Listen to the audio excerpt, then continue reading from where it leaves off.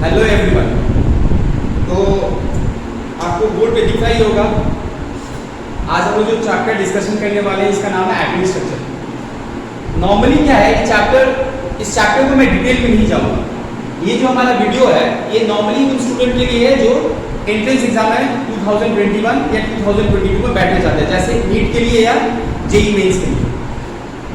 तो ये चैप्टर को आपको इस हिसाब से मैं इसको डील किया जाऊंगा कि नॉर्मली हम कोशिश करूंगा कि एक ही क्लास में मैं इस पूरे चैप्टर को कवर कर लूं, मेन टॉपिक्स को कवर कर लिया जाए, जिससे आपको इसके ऊपर बेस करके जो भी एमसीक्यू आते हैं उसको करने में आपको कोई भी दिक्कत या परेशानी ना हो। तो बेसिकली देखिए, मैं ये समझ सकता हूँ कि मेरा जो वीडियो क्वालिटी होगा वो थोड़ा उतना हाई क्वालिटी का वीडियो नहीं होगा जितना आप लोग यूट्यूब पे या अलग अलग हमारे जो ऑनलाइन मीडियम में आप लोग देखते हैं।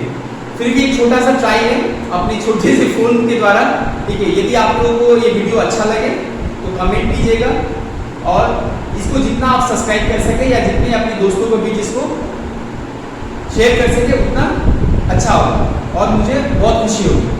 तो चलिए चालू करते हैं एटॉमिक स्ट्रक्चर। तो इसमें उन चीज को उस चीज को ही मैं कवर करूंगा जो आपको न्यूमेरिकल्स, जो आपको एटॉमिक स्ट्रक्चर में जो भी आपको एमसीक्यू आएंगे वो आपको करने में बहुत सुविधा हो, ठीक है। या आप ये बोल सकते हैं इस छोटे से इस चैप्टर को मैं बहुत छोटे वे से समराइज कर दिया हूँ। यदि आप एक टॉपिक ये वीडियो को देख लेते हैं पूरे, मेरा आशा होगा कि आपको एटॉमिक स्ट्रक्चर में कोई भी कुछ प्रॉब्लम नहीं होगा। चलिए चालू करते हैं। तो एटॉमिक स्ट्रक्चर में है क्या, पहला जो चीज हम लोग डिस्कशन करने वाले वो है हमारा क्या, हमारे कितने सब एटॉमिक पार्टिकल्स होते हैं। हमारे 3 सब एटॉमिक पार्टिकल्स होते हैं, वो होते हैं इलेक्ट्रॉन, प्रोटॉन और क्या, न्यूट्रॉन। तो सब एटॉमिक पार्टिकल्स, राइट। ये हमारे सब एटॉमिक पार्टिकल्स। यहां पर मैं लिख रहा हूं क्या, मास। यहां पर हमारा हो गया क्या, चार्ज। तो हमारे जो सब एटॉमिक पार्टिकल्स हैं तो 3 तरह के होते हैं, वो है हमारा क्या, इलेक्ट्रॉन, प्रोटॉन और न्यूट्रॉन। इलेक्ट्रॉन का मास हमारा कितना होता है, 9.109 into 10 to the power -31 kg। Proton का जो मास होता है हमारा कितना होता है, 1.672 into 10 to the power -27 kg।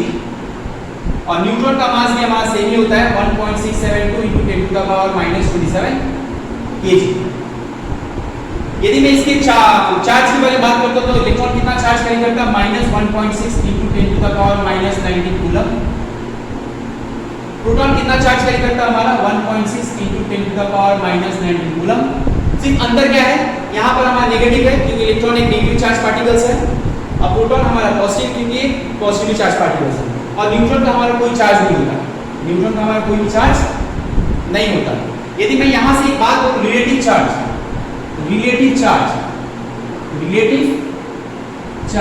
देखिए रिलेटिव मास या रिलेटिव वेलोसिटी। तो रिलेटिव वर्ड कब आता है, जब भी मैं किसी चीज को किसी नोन चीज से कंपेयर करता हूं। जैसे आप लोगों ने पढ़ा होगा रिलेटिव डेंसिटी। तो रिलेटिव डेंसिटी में क्या होता है, density of substance by density of water at 4 degree centigrade. जैसे आप लोगों ने पढ़ा होगा वेपर डेंसिटी, राइट। तो density of gas by density of hydrogen. वैसे हमारा रिलेटिव चार्ज है। तो यदि मान लीजिए यहाँ इलेक्ट्रॉन का जो रिलेटिव चार्ज होता है वो हमारा कितना होता है, -1, ये होता है हमारा +1, और इसका कोई चार्ज ही नहीं होता हमारा। तो कहने का मतलब क्या है कि यदि मैं 1.6 into 10 to the power -19 coulomb को इसी से डिवाइड करूँ, मैं इसी नंबर से डिवाइड करूँ, इसी पार्ट से डिवाइड करूँ, तो कितना आ जाएगा हमारा, -1, ये आ जाएगा हमारा +1, और इसका कोई भी वैल्यू हमारा न्यूट्रॉन का नहीं होता।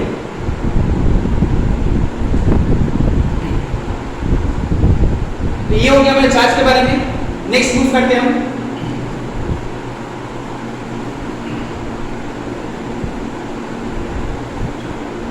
देखिए मान लीजिए मैं किसी एटम को ले लेता हूं x, ठीक है। इसके मास नंबर को मैं ले लिया a और इसका एटॉमिक नंबर को ले लिया मैं z। ऊपर वाला जो है हमारा वो क्या, हमारा मास नंबर, और नीचे वाला जो हमारा वो हमारा है एटॉमिक नंबर। अब एटॉमिक नंबर क्या इंफॉर्मेशन देता है हमें, एटॉमिक नंबर हमको बताता है किसी एटम में कितने सारे प्रोटॉन हैं या कितने सारे इलेक्ट्रॉन हैं। मास नंबर हमको क्या बताता है? मास नंबर हमको बताता है किसी एटम के न्यूक्लियस में कितने न्यूट्रॉन प्लस प्रोटॉन है। इसको और एक नाम से हम लोग पुकारते हैं, इसको हम लोग बोलते हैं न्यूक्लियॉन्स, राइट। अब यदि हमको न्यूट्रॉन निकालना, नंबर ऑफ न्यूट्रॉन, तो न्यूट्रॉन कैसे निकलता है? a माइनस ए, और mass number minus atomic number. एक एग्जांपल ले लेते हैं, जैसे आर्गन ले लिए 18 और यहाँ हो गया हमारा 40। तो इसमें यदि हमको कोई पूछे इसका ये जो नीचे वाला पार्ट क्या हमारा, ये नीचे वाला पार्ट हमारा क्या है? Atomic number. ऊपर वाला हमारा क्या है? Mass number. इसमें इलेक्ट्रॉन कितना हमारा? 18। इसमें प्रोटॉन कितना हमारा? 18। इसमें न्यूट्रॉन कितना हमारा? 40 में से 18 माइनस कर दिए, वो हमारा हो गया कितना? 22। ऊपर वाला हमारा कितना क्या होता है? ऊपर वाला को हम लोग बोलते हैं मास नंबर, और नीचे वाले को हम लोग बोलते हैं एटॉमिक नंबर। इसके बाद हम लोग और भी कुछ टॉपिक लेकर डील करेंगे, इसे हम रख करते हैं। देखिए कुछ टर्म्स जो हमको हमारा बोल सकते हैं, उसमें एक बेसिक है, हमारा एटॉमिक स्ट्रक्चर का बेसिक है, जो आगे जाके आपको केमिस्ट्री में बहुत चीजों में लगेगा और आपको मदद भी करेगा। यदि आपको इसके बारे में इंफॉर्मेशन हो तो आप बोल सकते हैं, आपको केमिस्ट्री के बारे में सभी बोल सकते हैं। कोई भी आपको क्लास 10 का लड़का या क्लास 9 का लड़का पूछ सकते हैं कि भैया बताइए इसका मतलब क्या है, ठीक है। तो वो आपको ज्ञान होना चाहिए। आइसोटोप्स, आइसोटोप्स से बोलते हैं हम, आइसोटोप्स बोलते हैं, isotopes are the atoms of same element having the same atomic number but different क्या है? आइसोटोप्स एक ही एलिमेंट्स के एटम्स होते हैं जिनका एटॉमिक नंबर का वैल्यू क्या सेम होता है, पर उनका मास नंबर क्या होता है? डिफरेंट होता है। देखिए 1h1 1h2, ये आपको मालूम है हमारा 3 आइसोटोप्स होते हैं किसके? हाइड्रोजन के। एक को बोलते हैं प्रोटियम, एक को बोलते हैं ड्यूटेरियम, तीसरे वाले को बोलते हैं ट्रिटियम। इनका क्या देखना है? इनका एटॉमिक नंबर का वैल्यू क्या है? सेम है, और इनका मास नंबर क्या है? ये एक ही एलिमेंट्स के एटम है, ये हमारा हाइड्रोजन एलिमेंट का ही एटम है, लेकिन एटॉमिक नंबर क्या सेम है पर मास नंबर डिफरेंट है। नेक्स्ट हमारा हो गया आइसोबार। तो आइसोबार क्या होते हैं? आइसोबार होता है डिफरेंट एलिमेंट्स के एटम जिनका मास नंबर सेम होता है पर एटॉमिक नंबर क्या होता है? डिफरेंट होता है। आइसोबार डिफरेंट एलिमेंट्स के एटम होते हैं जिनका मास नंबर सेम होता है पर एटॉमिक नंबर क्या डिफरेंट होता है। जैसे एग्जांपल लेते हैं, आर्गन हो गया हमारा 1840, पोटासियम हो गया हमारा 1940, और कैल्शियम हो गया हमारा 2040। तो देख क्या रहे हैं हमारे, देखिए इन सब का मास नंबर का वैल्यू क्या है? सेम है, लेकिन ये अलग अलग एलिमेंट्स के एटम है, लेकिन ये अलग अलग एलिमेंट्स के एटम है, तो इनको हम लोग बोलते हैं आइसोबार। नेक्स्ट जो चीज हमको देखना है वो आइसोटोन्स। आइसोटोन्स क्या होते हैं हमारे? आइसोटोन्स कहने का मतलब same number of neutron, same number of neutron. एक एग्जांपल लेते हैं, जैसे देखिए सल्फर 1632 और हमारे लिए क्या सिलिकॉन 1430। यदि आप इसमें न्यूट्रॉन निकालिए कितना होगा? 32 से 16 को निकाल दीजिए बाहर, ये हमारा हो गया 16। इसमें आप न्यूट्रॉन निकालिए कितना हो गया? 30 से 14 को बाहर निकालिए कितना हो गया? 16। तो इसमें भी 16 न्यूट्रॉन है और इसमें भी हमारा कितना है? 16 न्यूट्रॉन्स है। तो ये हमारा हो गया आइसोटोन्स।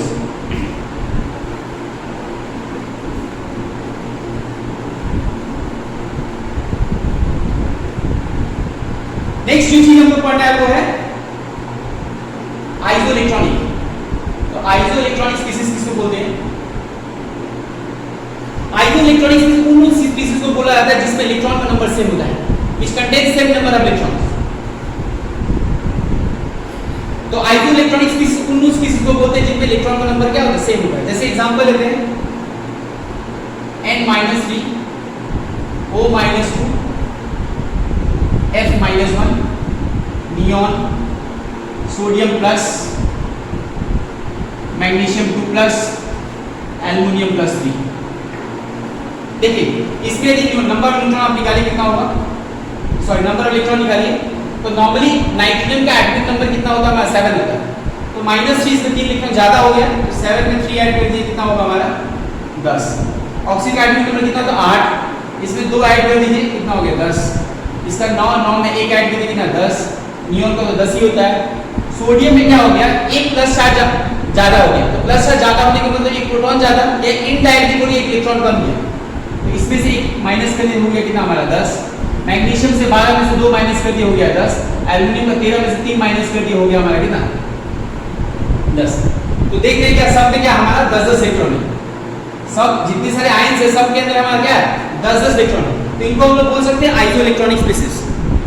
तो आइसो इलेक्ट्रॉनिक कहने का मतलब जिसमें इलेक्ट्रॉन का नंबर क्या है सेम है। आगे चलते हैं।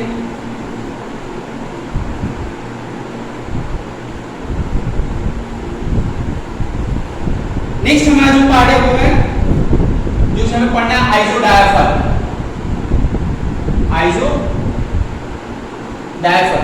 तो आइसो डायफर क्या होता है जिसमें n-p का वैल्यू सेम है। n-p value is same. n-p value is same, जिसमें न्यूट्रॉन माइनस प्रोटॉन का जो वैल्यू हो गया वो सेम होता है, उसको हम लोग बोलते हैं आइसो डायफर। जैसे ले लेते हैं एल्युमिनियम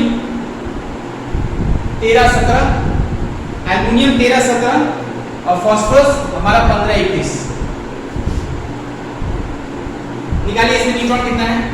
इसमें न्यूट्रॉन का नंबर है हमारा 17 से 13 गया कितना होगा 14। इसका हो गया हमारा 14। अब प्रोटॉन हमारा कितना है यहाँ पर, प्रोटॉन हमारा यहाँ पर है 13। अब n-p निकालिए कितना होगा हमारा 14 से 13 गया कितना हो गया 1। यहाँ निकालिए, यहाँ न्यूट्रॉन कितना है बताइए 31 - 15, ये हो गया हमारा कितना 16।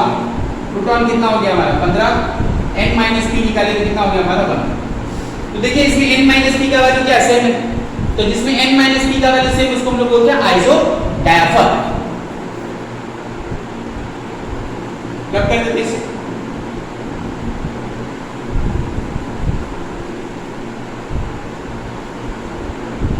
देखिए। नेक्स्ट हमको जो पढ़ना है वो है आइसोस्टर। ये कुछ टर्म है आपको बहुत एग्जाम पॉइंट ऑफ व्यू से बहुत आपको इंपॉर्टेंट है मेनली कंपटीशन के लिए। तो आइसोस्टर क्या होते हैं, इनको बोल सकते हैं containing same number of atoms, same number of atoms and electron. जिसमें एटम्स का नंबर सेम होता है और इलेक्ट्रॉन का नंबर सेम होता है उसे हम बोलते हैं आइसोस्टर। तो isosters are the class of compounds which contain same number of atoms and electrons, same electrons, same number of atoms and electron. जैसे एग्जांपल लेते हैं B3N3A6, B3N3A6 इसको हम क्या बोलते हैं बोराजीन, बोरा, या इसका और एक नाम है इनऑर्गेनिक बेंजीन, इनऑर्गेनिक बेंजीन। ये हमारा बहुत हार्ड होता है, ये आर्टिफिशियली बनाया जाता है पर it is very hardest substance, naturally बोले मैनमेड। इसके बाद हमारा है CCK6। देखिए इसमें कितने सारे एटम्स हैं, देखिए इसमें एटम्स कितने हमारे 3 3 6 6 6 12। इसमें हमारे एटम्स कितने हमारे, इसमें हमारा है 6 + 6 कितना हो गया हमारा 12। इसमें इलेक्ट्रॉन देखिए कितना होता है, बोरॉन में कितना इलेक्ट्रॉन होता है, लिथियम बेरिलियम बोरॉन।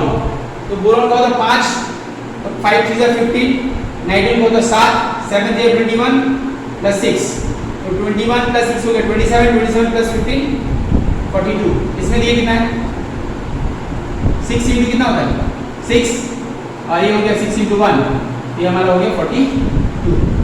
तो बेंजीन में भी हमारा कितना होता है, बेंजीन में भी हमारा कितना होता है, बेंजीन में भी हमारा 42 इलेक्ट्रॉन्स है, इसमें भी 42 इलेक्ट्रॉन्स है। यहाँ भी हमारे नंबर ऑफ एटम्स कितने हमारे 12 है, यहाँ भी नंबर ऑफ एटम्स हमारे कितना 12 है। तो ये हमारे किसमें आते हैं आइसोस्टर, ठीक है। इसके बाद हमको और क्या हमको जानकारी चाहिए, कुछ टर्मिनोलॉजी, कुछ टर्म्स जो हमको जान के रखना पड़ेगा, इसका मतलब क्या होता है। नेक्स्ट जो चीज हमको हमारी इंपॉर्टेंट है वो है वेवलेंथ। तो आपको मालूम है वेवलेंथ हमको कैसे दिखाते हैं, वेवलेंथ को हम दिखाते हैं ऐसे लैम्डा, इस सिंबल को हम लोग बोलते हैं लैम्डा। आपको मालूम है कि जब एक वेव चलता है ऐसे करके, हमारा ट्रांसवर्स वेव हमारा, तो distance between two consecutive crest या दो ट्रफ के बीच के डिस्टेंस को हम लोग बोलते हैं क्या, वेवलेंथ, राइट। नेक्स्ट जो चीज हमको जानना है वो है हमारा फ्रीक्वेंसी।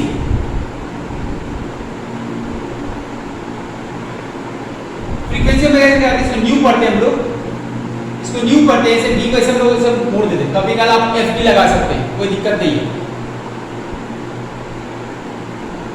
फ्रीक्वेंसी का डेफिनेशन क्या होता है, 1 सेकंड में बॉडी कितना वेव बना सकता है, 1 सेकंड में कितने वेव बन सकते हैं उसको बोलते हैं क्या, फ्रीक्वेंसी। तो होता है क्या, हमारा एक रिलेशन होता है फ्रीक्वेंसी, वेवलेंथ और वेलोसिटी के बीच में। तो हम लोग क्या रिलेशन होता है, तो फ्रीक्वेंसी को हम लोग कभी ऐसे भी दिखाते हैं, आप तो इसको बुक में डिटेल में पढ़िएगा 1/t। इसका जो यूनिट होता है वो क्या होता है हमारा, हर्ट्ज बोल सकते हैं, या उसको बोल सकते हैं मीटर इनवर्स या सेंटीमीटर इनवर्स। हमारा एक रिलेशन होता है वेलोसिटी, फ्रीक्वेंसी और वेवलेंथ के बीच में, वो हमारा क्या होता है, इसको हम बोल सकते हैं v = f लैम्डा। f हमारा फ्रीक्वेंसी है, f हमारा यहाँ पर यही है फ्रीक्वेंसी। अब मान लीजिए v जो है हमारा क्या, वेलोसिटी ऑफ लाइट है। अब ये जो वेलोसिटी ऑफ लाइट है, मैं सन के लाइट को ले लेता हूं, तो v की जगह क्या आ जाएगा, c = क्या हो जाएगा, f लैम्डा। c = हमारा हो जाएगा f लैम्डा। अब c का वैल्यू हमको मालूम है, c का वैल्यू कितना होगा, सन का लाइट 3 × 10⁸ मीटर पर सेकेंड। इस f को यदि मैं नीचे लाता हूं, इस f को क्या हो जाएगा, c/f = लैम्डा। c/f = क्या हो गया हमारा, लैम्डा, राइट। तो इसको हम ऐसे भी कर सकते हैं, या इसको थोड़ा सा चेंज कर लेते हैं। देखिए एक और चीज होता है हमारा, जिसको हम बोलते हैं वेव नंबर। तो वेव नंबर क्या होता है भाई, एक न्यू उसको कैसे बाहर होता है। तो वेव नंबर क्या होता है, it is a reciprocal of wavelength. Wavelength के रेसिप्रोकल को हम लोग बोलते हैं क्या, वेवलेंथ के रेसिप्रोकल को हम लोग बोलते हैं वेव नंबर। अब इस रिलेशन में आ जाइए, तो v = हमारा कितना है, f लैम्डा। ये लैम्डा को यहां नीचे आ जाए, ला दीजिए, तो v / लैम्डा कितना हो गया, f, राइट। तो यहां से क्या लिख सकते हैं बताइए, f = v × nu bar. Frequency = wave velocity × wave number.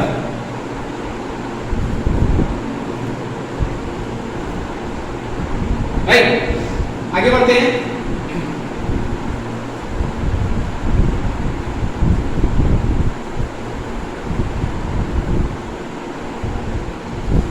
Next हमें जो चीज पढ़ना है वो हमारा क्या, मैं पहले ही बोला हूं, ये हमारा वन शॉट वीडियो है, Planck's quantum theory. Planck's quantum theory.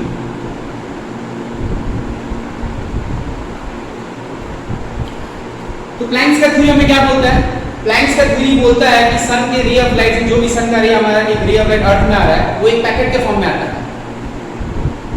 जो सन का रे ऑफ लाइट हमारे अर्थ पे आ रहा है, वो किसके फॉर्म में आता है, पैकेट के फॉर्म में है। इस पैकेट को हम लोग बोलते हैं फोटोन या क्वांटा, जिसे हम लोग प्रोनाउंस करते हैं फोटोन या क्वांटा। तो वो जो सन का रे ऑफ लाइट जो एनर्जी आ रहा है, वो एनर्जी आ रहा है, वो जो एनर्जी का जो वैल्यू किसके ऊपर डिपेंड करता है, वो जो रेडिएशन आ रहा है उसका फ्रीक्वेंसी के ऊपर। तो इस प्रोपोर्शनल को यदि मैं हटाता हूं, तो यहां पर क्या देना पड़ेगा हमको, एक कांस्टेंट देना पड़ेगा। ये हो गया E = hν। ये हो गया हमारा एक पैकेट का वैल्यू। तो प्लैंक्स ने बोला था कि जो भी हमारा एनर्जी आता है वो इंटीग्रल मल्टीपल होता है, इसका वो इंटीग्रल मल्टीपल होता है। तो यहां से हमको क्या मिलता है, E = nhν। अब n का वैल्यू क्या हो सकता है, 1 2 3 4 ... कुछ भी हो सकता है। यदि एक पैकेट आया इसका वैल्यू होगा hν, यदि दो पैकेट आया इसका वैल्यू होगा कितना, 2hν, तीन पैकेट आया है तो होगा इसका 3hν एंड सो ऑन। यहां जो h है हमारे, उसको हम क्या बोलते हैं, h को हम लोग बोलते हैं प्लैंक्स कांस्टेंट। h को हम बोलते हैं प्लैंक्स कांस्टेंट। h का जो वैल्यू होता है हमारा कितना होता है, 6.65 × 10⁻⁻34 जूल सेकेंड।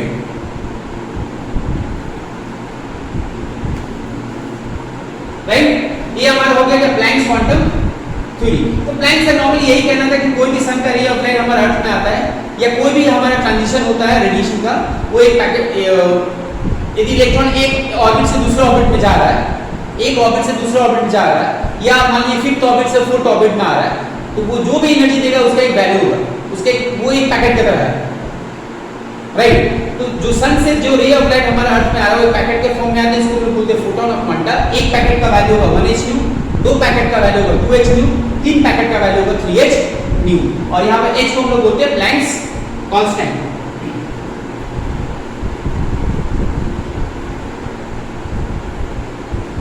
नेक्स्ट जो चीज हमको देखने वाला है, वो जो देखने वाले हम लोग, वो है फोटो इलेक्ट्रिक इफेक्ट।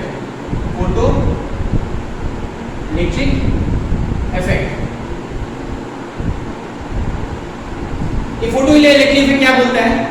ये फोटो इलेक्ट्रिक बोलता है, मान लिया हमारे पास कोई मेटल है, इस मेटल से इसके वैलेंस शेल से इलेक्ट्रॉन को हम क्या करना है? इजेक्ट करवाना है। इसके वैलेंस शेल से हमको इसके वैलेंस इलेक्ट्रॉन को इजेक्ट करवाना है। तो वैलेंस इलेक्ट्रॉन को न्यूक्लियस एक फोर्स से बाइंड करके रखा हुआ है, उसको तोड़ना पड़ेगा। तो मैं बाहर से कुछ एनर्जी दे रहा हूं, मैं बाहर से कुछ एनर्जी दिया, इस मेटल सरफेस पे कुछ एनर्जी का बम्बार्डमेंट किया। तो जो मैं एनर्जी दे रहा हूं उसका वैल्यू में क्या लेंगे? E equal to h। जो मैं एनर्जी दे रहा हूं उसका वैल्यू में क्या लेंगे? E equal to h। तो मेरा जो एनर्जी किस काम में लगेगा? मेरा एनर्जी दो काम में लगेगा। एक तो इसके बीच में ये इलेक्ट्रॉन और न्यूक्लियस के बीच में जो फोर्स काम कर रहा है उसको तोड़ेगा। उस फोर्स को हम लोग क्या बोलते हैं? उस फोर्स को हम लोग बोलते हैं वर्क फंक्शन, या उस एनर्जी को हम लोग बोलते हैं क्या? Work function. और जो एक्स्ट्रा एनर्जी होगा वो क्या बन जाएगा? ये इलेक्ट्रॉन यहां से क्या बाहर निकल जाएगा, वो जो एक्स्ट्रा एनर्जी होगा वो इसका काइनेटिक एनर्जी में कन्वर्ट हो जाएगा। राइट? तो मैं जो एनर्जी, मैं इस मेटल के ऊपर जो एनर्जी गिर रहा है वो किस काम में लग रहा है? वो लग रहा है कि पहले जो इस फोर्स को तोड़ रहा है, जिसको मैं बोलता हूं वर्क फंक्शन। और जो एक्स्ट्रा जो बचेगा एनर्जी, वो उस इलेक्ट्रॉन का काइनेटिक एनर्जी बन जाएगा। Kinetic energy. अब E का वैल्यू कितना है भाई? अभी आप देखे हैं, प्लैंक्स ने दिया था, प्लैंक्स क्वांटम थ्योरी में E equal to h nu. Work function क्या होता है? तो वर्क फंक्शन है E equal to h nu naught plus ये हो गया हमारा हाफ mv स्क्वायर। तो ये हमारा है फोटो इलेक्ट्रिक इफेक्ट। जहां पर न्यू नॉट को हम लोग क्या बोलते हैं? न्यू नॉट को हम लोग बोलते हैं threshold frequency. Threshold frequency. Threshold क्या है? या हम ये जो एनर्जी को बोलते हैं मिनिमम एनर्जी। किसी भी मेटल से इलेक्ट्रॉन को इजेक्ट करवाने के लिए हमको एक मिनिमम एनर्जी देना पड़ेगा, वो एनर्जी हम लोग बोलते हैं क्या? Work function. राइट? यहां से आपको कुछ और बातें भी ख्याल रखनी पड़ेगी।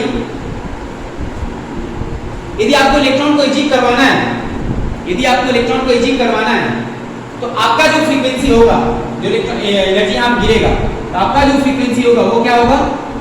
न्यू नॉट से ज्यादा होना चाहिए।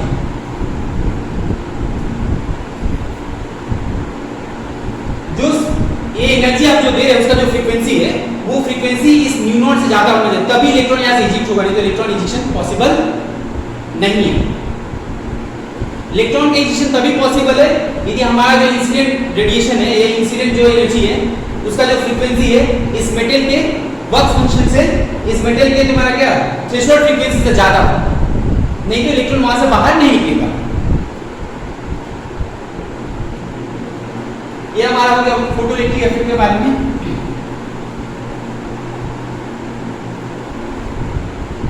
नेक्स्ट जो चीज हमको पढ़ना है वो है बोर कॉन्सेप्ट।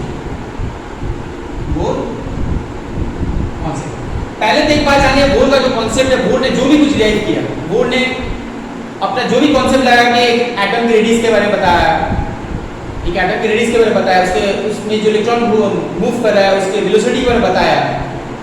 ठीक है? तो बोर का जो कॉन्सेप्ट है strictly based on one electron system.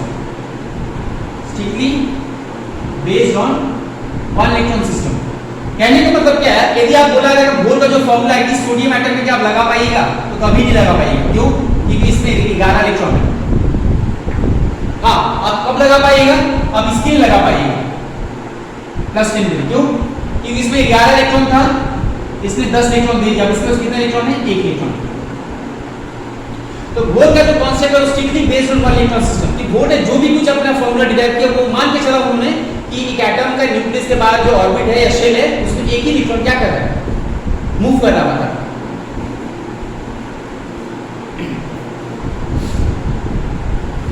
तो बोर का जो मेन एजम्पशन था, बोर ने बोला था एंगुलर मोमेंटम ऑफ जो इलेक्ट्रॉन होगा mvr, फिजिक्स में आप डिटेल इसको पढ़िएगा, mvr वो क्या होता है? इंटीग्रल मल्टीपल होता है h/2 पाई। बोर ने बोला था कि जो एंगुलर मोमेंटम होगा, एक इलेक्ट्रॉन का जो एंगुलर मोमेंटम होगा वो क्या होगा? इंटीग्रल मल्टीपल होगा किसका? h/2 2 पाई का। तो बोर्ड ने इसी को पकड़ के, इसी चीज को पकड़ के, इसी चीज को पकड़ के उन्होंने अपना 2-3 फॉर्मूला डिराइव कर दिया। बोर्ड ने इसी चीज को पकड़ के कि एंगुलर मोमेंटम को, जो इलेक्ट्रॉन का, वो इंटीग्रल मल्टीपल का h/2 पाई का, इसको पकड़ के उन्होंने क्या क्या डिराइव कर दिया भाई? उन्होंने एक इलेक्ट्रॉन जब जिस ऑर्बिट में घूरेगा, या इलेक्ट्रॉन फर्स्ट ऑर्बिट में, सेकंड ऑर्बिट में, थर्ड ऑर्बिट में, उसका रेडियस का वैल्यू क्या होगा, उसका distance centre of the nucleus से कितना होगा। तो वो क्या था हमारा Rn = 0.529 × n²/z, ये हमारा एंगस्ट्रॉम है।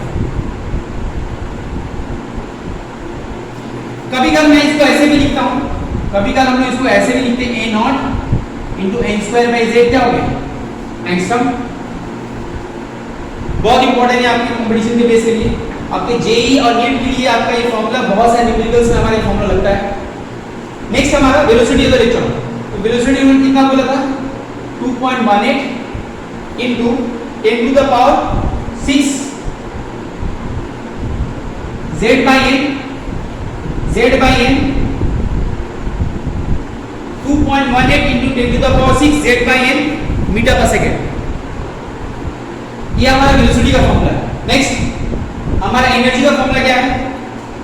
बोलते भाई एक इलेक्ट्रॉन को पकड़ के, एक सिस्टम में एक इलेक्ट्रॉन पड़ा हुआ है, ठीक है, उसको पकड़ के उन्होंने अपना डेरिवेशन पूरा कर दिया था, रेडियस निकाला था, वेलोसिटी निकाला था, एनर्जी क्या निकाला था, E n = -13.6 × z²/n² electron volt. एक इलेक्ट्रॉन वोल्ट में कितना होता है भाई? एक इलेक्ट्रॉन वोल्ट में हमारा होता है 1.6 × 10⁻⁻19 जूल। ये हमारा एनर्जी का वैल्यू है। इसको यदि जूल में कन्वर्ट कर दिया जाए तो आएगा हमारा -2.18 × 10⁻⁻18 × z²/n², ये हमारा जूल।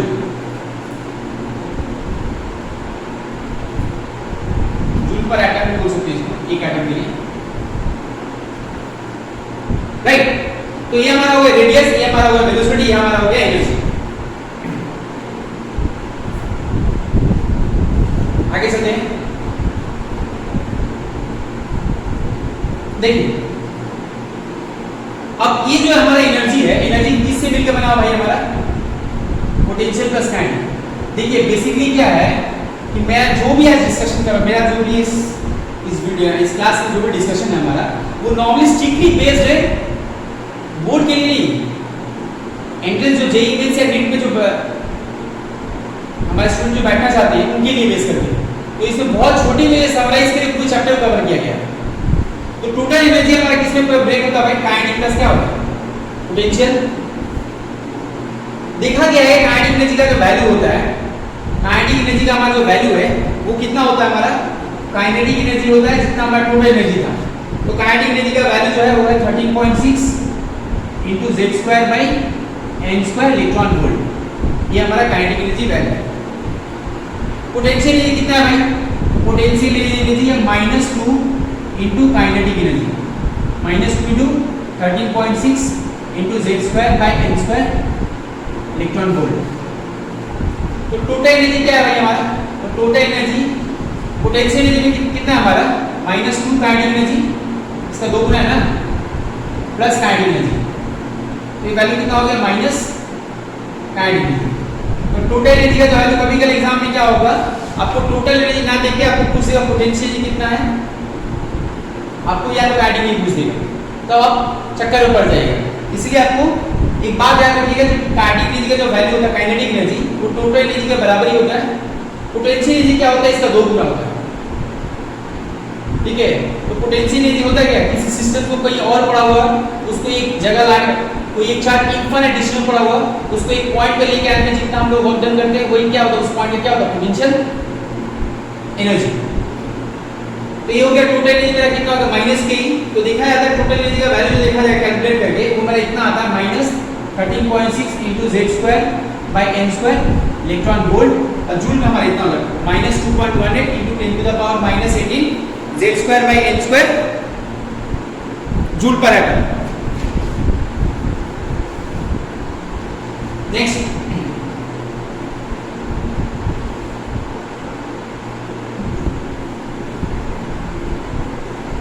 अब देखिए नॉर्मली क्या है कि हमारा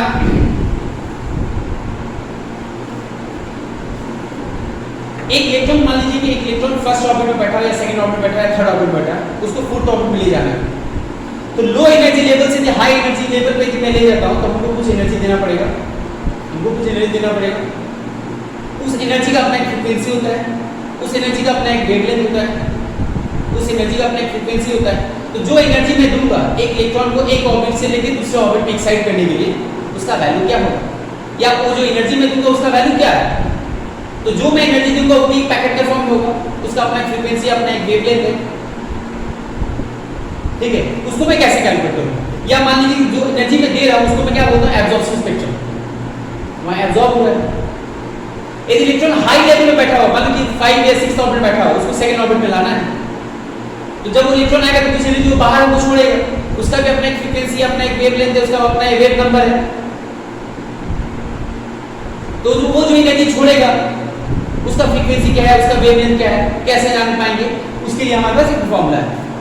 तो हम लोग क्या बोल सकते हैं, energy for electron excitation, energy for electron excitation of हमारा हाइड्रोजन एटम,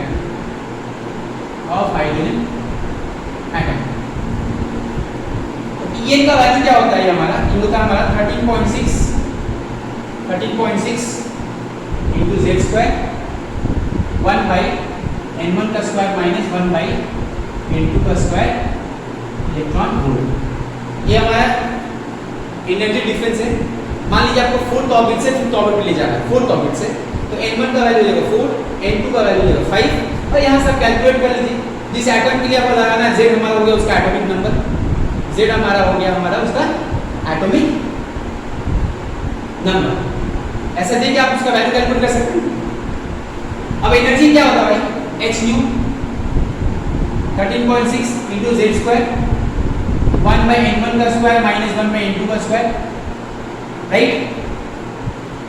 न्यू क्या होता हमारा, c by lambda 13.6 into z square 1 by n1 का स्क्वायर माइनस 1 by n2 का स्क्वायर।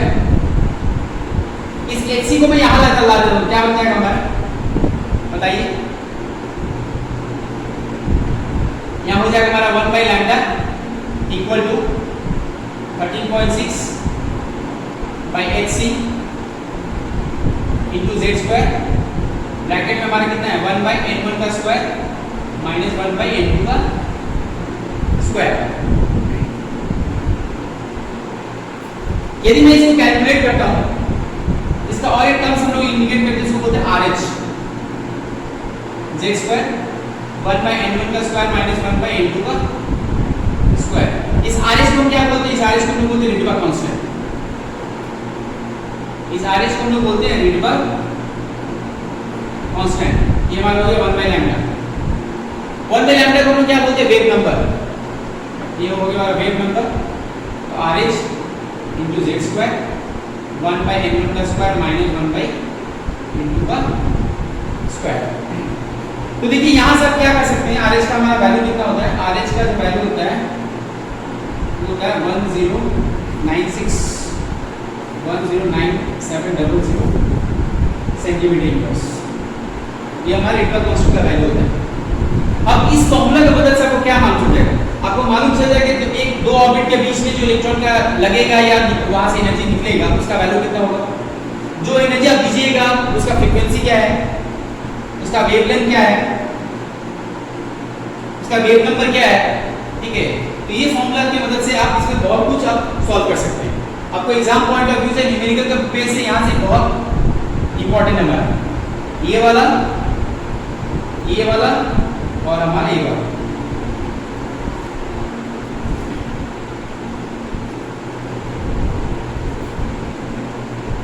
चलिए सर करते हैं।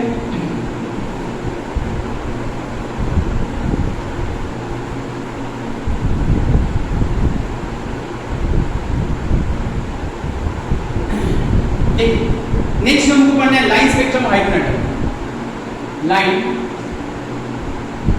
स्पेक्ट्रम ऑफ हाइड्रोजन एटम,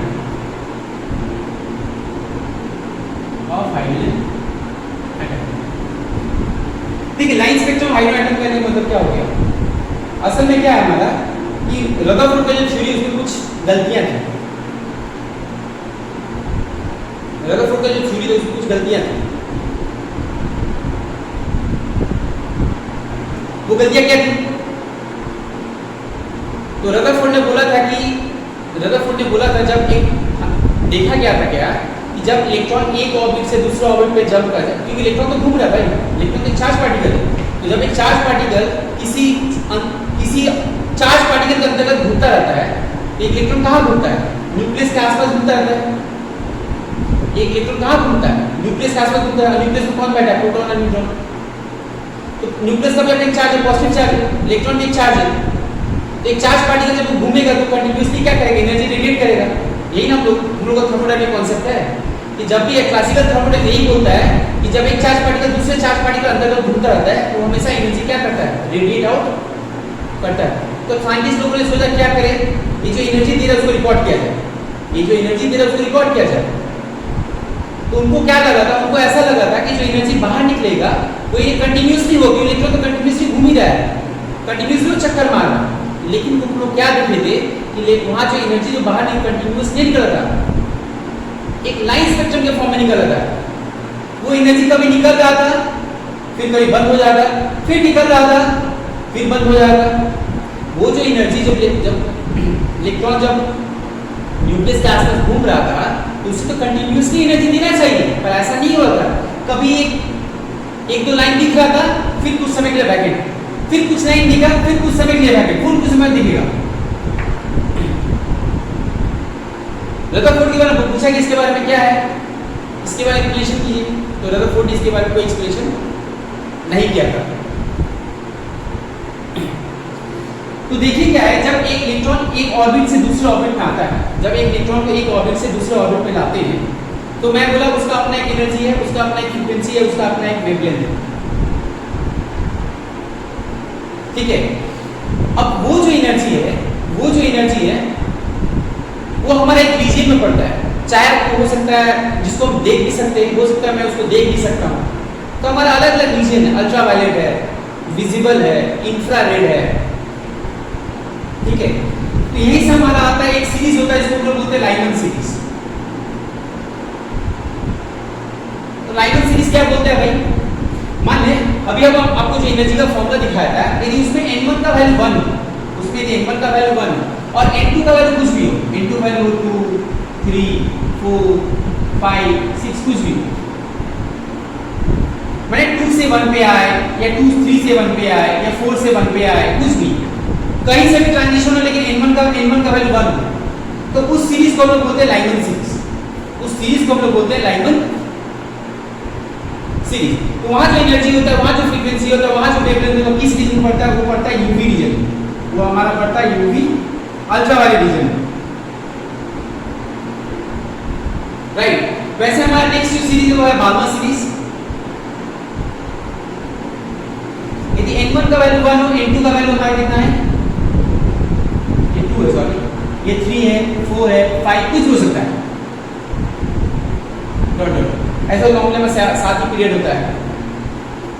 तो 3 से 2 पे आए, 4 से 2 पे आए, 5 से 2 पे आए, 6 से 2 पे आए, 7 से कहीं से भी 2 पे यदि आता है तो उसको हम लोग बोलते हैं बाल्मर सीरीज। ये हमारा पड़ता है किसमें?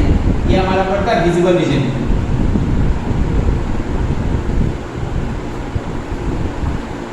राइट। इसके बाद हमारा आता है क्या?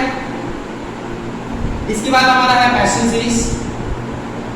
तो पैशन सीरीज हमारा कितना? n1 का वैल्यू होता है 3 और n2 का वैल्यू हो सकता है 4 5 6 7 कुछ भी। उसके बाद हमारा पैशन के बाद हमारा आता है ब्रैकेट सीरीज। ब्रैकेट सीरीज में क्या n1 का वैल्यू हमारा 4 और n2 का वैल्यू हो सकता है 5 6 7 कुछ हो सकता है, ठीक है। इसके बाद हमारा पिफर्ट, n1 का वैल्यू हमारा 5, n2 का वैल्यू हो सकता है 6 7 बराबर, ठीक है। इसके बाद हमारा है हम्फ्री। इसके बाद हमारा है हम्फ्री। तो n1 का वैल्यू हमारा 6, n2 का वैल्यू हमारा हो सकता है 7, ठीक है। ये जितने दिख है ना, पैशन, ब्रैकेट, पिफर्ट, हम्फ्री, ये सब हमारा कहाँ पड़ता है? ये सब हमारा पड़ता है इंफ्रारेड रीजन। Infrared reason.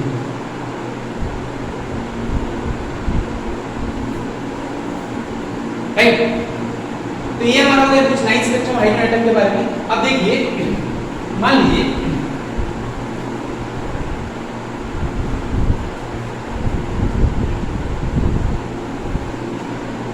एक क्वेश्चन बहुत पूछा जाता है एंट्रेंस में, बहुत सारे एंट्रेंस में मैंने आ चुका है।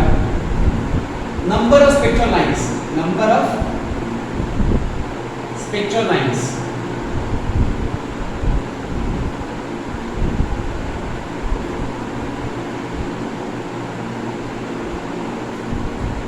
नंबर ऑफ स्पेक्ट्रल लाइंस का फॉर्मूला क्या होता है? n इंटू n प्लस 1/2, और यहाँ n कितना है भाई? n2 minus n1। जैसे मान लीजिए कोई इलेक्ट्रॉन फिफ्थ ऑर्बिट से कोई इलेक्ट्रॉन हमारा फिफ्थ ऑर्बिट से सेकंड ऑर्बिट पे आ रहा है। अब इसके बीच में कितने स्पेक्ट्रल लाइन बन सकते हैं? फिफ्थ ऑर्बिट से सेकंड ऑर्बिट पे आ रहा है, तो हमारे कितने स्पेक्ट्रल लाइन यहाँ पॉसिबल है? तो हम लोग क्या करेंगे, पहले n निकाल लेंगे। तो n2 माइनस n1, बड़ा वाला को ले लिए 5, छोटे वाले ले लिए सेकंड, तो 5 माइनस 2 कितना 3, इस फॉर्मूला में रख दीजिए आप। तो 3 प्लस 2 4/2 काटी कीजिए, 2 टू दैट, तो 6 स्पेक्ट्रल लाइन पॉसिबल है।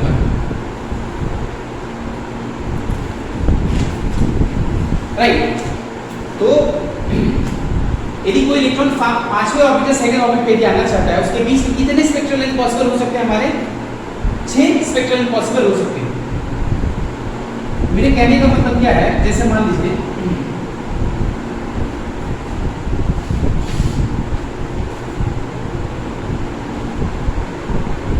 देखिए, ये हमारा मान लीजिए फर्स्ट ऑर्बिट, n1 का वैल्यू 1, ये हमारा है सेकंड ऑर्बिट, n का वैल्यू हमारा 2, फिर हमारा क्या है, ये हमारा है थर्ड ऑर्बिट, n का वैल्यू 3, ये हमारा है 4, n का वैल्यू 4, ये हमारा है 5, n का वैल्यू 5, और इसके ऊपर भी है। मान लीजिए कि हम बोलते हैं कि n का वैल्यू 5 से हमारा कोई, हम 5 से, ठीक है, तो 5 से कोई चीज हमारा 1 पे आ रहा है, एक लेकिन फिफ्थ ऑर्बिट में बैठा हुआ है, वो फर्स्ट ऑर्बिट में आ रहा है, कितने स्पेक्ट्रल लाइन पॉसिबल हो सकते हैं? तो पहले क्या होगा भाई, 1 2 3 4 5, पहले 5 से कहाँ जाएगा? 1 पे, फिर 5 से कहाँ जाएगा? 2 पे, 5 से कहाँ जाएगा? 3 पे, और 5 से कहाँ जाएगा? 4। फिर देखिए 4 से कहाँ जाएगा? 1 पे, 4 से कहाँ जाएगा? 2 पे, 4 से कहाँ जाएगा? 3 पे, फिर हमारा क्या बताइए, 3 से कहाँ जाएगा? 1 पे, और 3 से कहाँ जाएगा हमारा? 2 पे, फिर हमारा क्या हो जाएगा? 2 से हमारा जाएगा कहाँ पर? 1 पे। काउंट कीजिए कितना है? 1 2 3 4 5 6 7 8 9 10। यदि मान लो पांचवें ऑर्बिट से फिफ्थ से कहाँ पर आना है हमारा? फर्स्ट पे आना है, राइट। तो n का वैल्यू कितना होगा? 5 माइनस 1 गुना 4, फॉर्मूला क्या था? n प्लस 1/2, और रखिए यहाँ पर 4 इंटू 5/2, तो 2 2 ज़ा, तो कितना स्पेक्ट्रल पॉसिबल है हमारा? तो इलेक्ट्रॉन के फिफ्थ ऑर्बिट से फर्स्ट ऑर्बिट पे आ रहा है, तो उनके बीच में हमारा 10 स्पेक्ट्रल पॉसिबल है।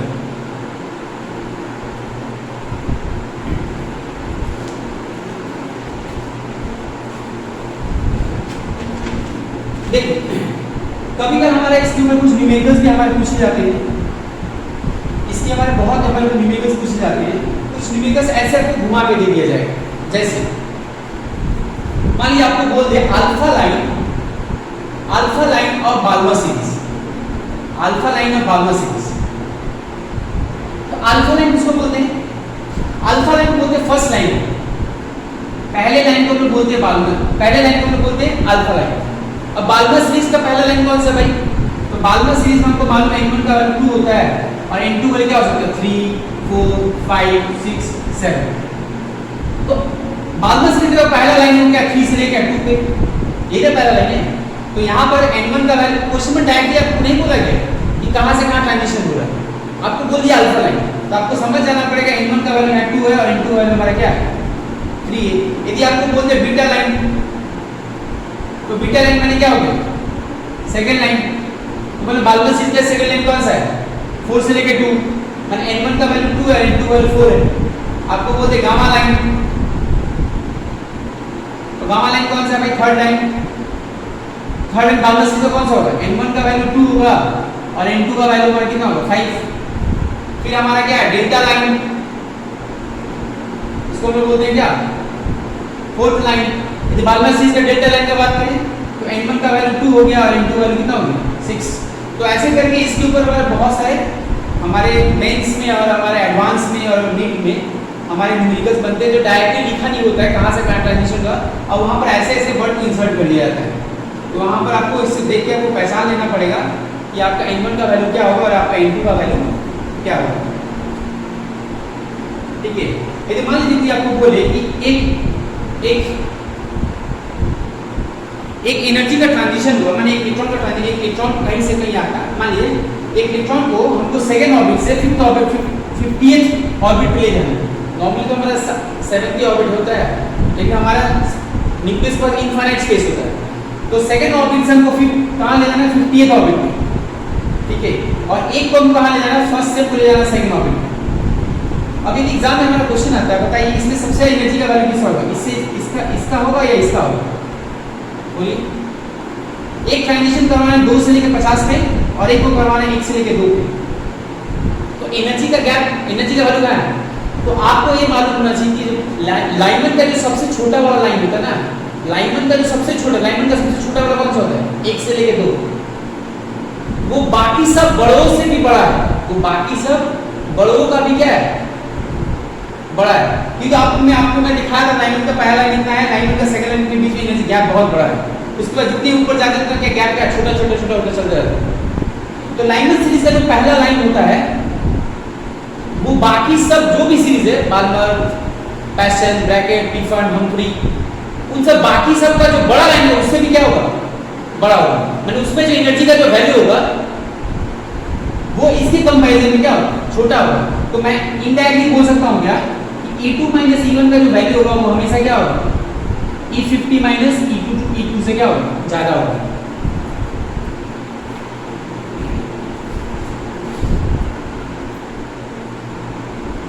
ठीक है, तो ये हमारा हो गया लाइन स्पेक्ट्रम के बारे में। ठीक है, नेक्स्ट हमको क्या पढ़ना है? नेक्स्ट जो चीज इसको हम क्या बोलते हैं? Ionisation energy. Ionisation energy, ionisation energy. अब आयोनाइजेशन एनर्जी क्या होता है बताइए? आयोनाइजेशन एनर्जी होता है, आयोनाइजेशन एनर्जी का डेफिनेशन होता क्या है? आयोनाइजेशन एनर्जी का डेफिनेशन होता है किसी एटम के वैलेंस शेल से एक इलेक्ट्रॉन को निकालने में हमको जो एनर्जी देना पड़ेगा, किसी एटम के वैलेंस शेल से उस इलेक्ट्रॉन को निकालने में जो एनर्जी देना पड़ेगा उसको हम लोग बोलते हैं आयोनाइजेशन पोटेंशियल, आयोनाइजेशन एनर्जी। लेकिन उस इलेक्ट्रॉन को निकाल कर वो कहाँ ले जाना है? उस इलेक्ट्रॉन को इतने दूर पे लेके चल जाना है कि जब उसके और न्यूक्लियस के बीच में कोई भी अट्रैक्शन ना हो। उसको इतने दूर पे लेके चल जाना है जब उसके न्यूक्लियस के बीच में कोई भी अट्रैक्शन ना हो। यहाँ भी सेम कॉन्सेप्ट है कि एक इलेक्ट्रॉन किसी ऑर्बिट में बैठा हुआ, वैलेंस ऑर्बिट में बैठा हुआ, उसको उतने दूर पे ले जाएंगे जब उसके और न्यूक्लियस के बीच में कोई अट्रैक्शन ना हो। तो कहाँ लेके जा सकते हैं? जब उसके न्यूक्लियस में कोई अट्रैक्शन ना हो। कहाँ? अनंत दूर या इनफाइनाइट। तो आयोनाइजेशन एनर्जी का क्या होता है? ई इनफाइनाइट, माने एक इलेक्ट्रॉन को हमको इनफाइनाइट ले जाना है, ठीक है, और E1 फर्स्ट ऑर्बिट बैठा हुआ था, इसके बीच का जो गैप है उसको हम बोलते हैं आयोनाइजेशन एनर्जी। तो हम क्या बोल सकते हैं बताइए? फॉर्मूला क्या था? -13.6 × Z²/n²। n माने क्या है? इनफाइनाइट का स्क्वायर माइनस, यहाँ पर आ जाइए -13.6 × Z² क्या हो गया? 1 का स्क्वायर। हमको मालूम है क्या 1/∞ क्या होगा? 0। जैसे हम लोग बोल सकते हैं क्या 1/0 का वैल्यू इनफाइनाइट होता है, तो 1/∞ का वैल्यू क्या होता है? 0। ये पूरा पार्ट हो गया 0 प्लस 13.6 × Z² क्या? 1² इलेक्ट्रॉन वोल्ट। या इसको लिख सकते हैं 13.6 × Z² इलेक्ट्रॉन वोल्ट। ये हमारा है आयोनाइजेशन एनर्जी का वैल्यू।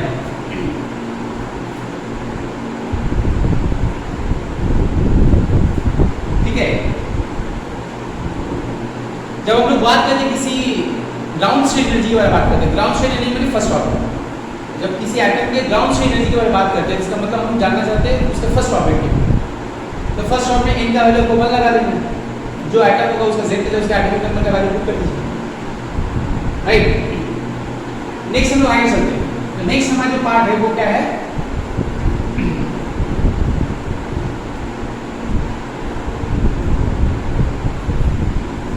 नेक्स्ट जो पार्ट है हमारा de Broglie hypothesis. De Broglie hypothesis, इसको हम कभी कभी डुअल कैरेक्टर भी बोलते हैं। इसको हम लोग कभी कभी डुअल कैरेक्टर भी बोलते हैं, ठीक है। डी ब्रोगली का क्या कहना, डी ब्रोगली यही कहना था कि इलेक्ट्रॉन लाइक सब एटॉमिक पार्टिकल्स होते हैं या माइक्रोस्कोपिक जो पार्टिकल्स होते हैं उनके पास दो तरह का नेचर होता है। एक होता है पार्टिकल नेचर, एक होता है पार्टिकल नेचर और एक होता है वेव नेचर। जितनी माइक्रोस्कोपिक पार्टिकल्स होती हैं या इलेक्ट्रॉन लाइक पार्टिकल्स होते हैं उनके पास दो तरह का नेचर होता है, पार्टिकल नेचर होता है, एक वेव नेचर। पार्टिकल नेचर मैंने कहने का मतलब क्या, तो पार्टिकल नेचर कहने का मतलब उनका अपना कुछ मास होगा। वेव नेचर कहने का मतलब क्या, यदि वो चलते हैं, यदि वो एक जगह दूसरी जगह चलेंगे तो वो किसके तरह चलेंगे, एक वेव की तरह चलेंगे, तो वेव की तरह चलेंगे, ठीक है।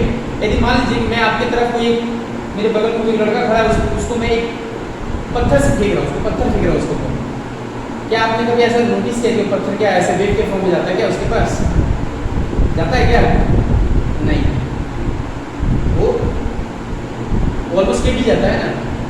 या जैसे आप उसको प्रोजेक्ट है जैसे उसको एक वे सब फेंकेंगे उस हिसाब से उसके पास आएगा, वो वेव के फॉर्म में नहीं जाता। ऐसा क्यों, तब डी ब्रोगली ने ऐसा क्यों बोला। डी ब्रोगली देखिए, डी ब्रोगली का जो हाइपोथेसिस है वो इलेक्ट्रॉन लाइक पार्टिकल या माइक्रोस्कोपिक पार्टिकल्स के लिए है। हमारा जो पत्थर होता है ना उसका जो मास है ना बहुत बहुत बहुत ज़्यादा होता है, यानी हमारे जो बाल को चुन कर भी एक मास होगा ना वो भी इसके लिए इस फॉर्मूला के फिट नहीं बैठता है, राइट। तो डी ब्रोगली ने अपने हाइपोथेसिस फॉर्मूला हम लोग बना दिया lambda equal to h by mv। कभी कभी इसको हम लोग बोलते हैं lambda equal to h by p, जहाँ p हमारा क्या है, मोमेंटम होता है। p हमारा जो होता है वो क्या होता है, मोमेंटम, और h को हम लोग क्या बोलते हैं, प्लैंक्स कांस्टेंट। h को हम लोग बोलते हैं प्लैंक्स कांस्टेंट। अब यहाँ पर भी हमारे कुछ न्यूमेरिकल्स बनते हैं, या तो डायरेक्टली आपको ऐसा दे lambda equal to h by p के ऊपर, डायरेक्टली आपको इसके ऊपर दे lambda equal to h by p के ऊपर, ठीक है। नहीं तो मान लीजिए हमको एक मालूम है काइनेटिक एनर्जी कितना होता है, काइनेटिक एनर्जी तो हाफ mv²। मैं 2 को यहाँ लेके आ गया, 2k इक्वल कितना हो गया, mv²। मैं दो साइड m को मल्टीप्लाई कर दिया, 2 into ke into m equal to m² v²। तो mv का वैल्यू यहाँ से कितना निकला हमारा, mv का वैल्यू निकला हमारा 2 into ke into m, right. तो अब ये वैल्यू मैं यहाँ सब्स्टिट्यूट कर दूँ, क्या बन जाएगा, lambda equal to h by p ना, root under 2 into m into k। अब यहाँ से हमारा एक और फॉर्मूला हम डिराइव कर लिए हमारे न्यूमेरिकल्स के लिए, ठीक है। तो यही हमारा काइनेटिक एनर्जी हमारा, ठीक है। तो हमारा न्यूमेरिकल्स डायरेक्टली यहाँ से ही बनता है, हमारा न्यूमेरिकल डायरेक्टली यहाँ से ही बनता है, ठीक है।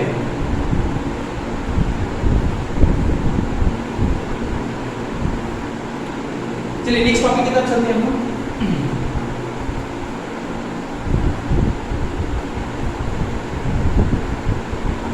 नेक्स्ट जो पार्ट में पढ़ना है वो है हाइजेनबर्ग अनसर्टेनिटी प्रिंसिपल।